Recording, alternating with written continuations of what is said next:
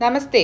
ഇന്ന് നവരാത്രിയുടെ മഹിമയെ പറ്റിയാണ് പറയുന്നത്. ഈ 9 ദിവസങ്ങളിലും ഭക്തിയോടെ ദേവിയെ ആരാധിക്കുന്നവർക്ക് ജീവിതത്തിലെ പ്രശ്നങ്ങൾ നീങ്ങുകയും മനസ്സിൽ സമാധാനവും ആരോഗ്യവും ഐശ്വര്യവും ലഭിക്കുന്നതാണ്.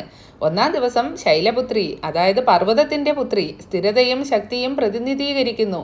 2-ാം ദിവസം ബ്രഹ്മചാരിണി, തപസ്സിൻ്റെയും ആത്മനിയന്ത്രണത്തിൻ്റെയും ദേവിയാണ്. 3-ാം ദിവസം ചന്ദ്രകണ്ഠ, ധൈര്യവും സമാധാനവും നൽകുന്ന ദേവി. 4-ാം ദിവസം കൂഷ്മണ്ഡ, സൃഷ്ടിയുടെ ദേവിയും വിശ്വത്തെ പ്രകാശിപ്പിക്കുകയും ചെയ്യുന്ന അമ്മ. 5-ാം ദിവസം സ്കന്ദമാത, കാർത്തികേയൻ്റെ അമ്മ. 6-ാം ദിവസം കാർത്യായനി, ശക്തിയുടെ ദേവിയും അസുരനാശിനിയുമാണമ്മ. 7-ാം ദിവസം കാളരാത്രി, ഇരുട്ടിനെ നീക്കി പ്രകാശം നൽകുന്ന ദേവി.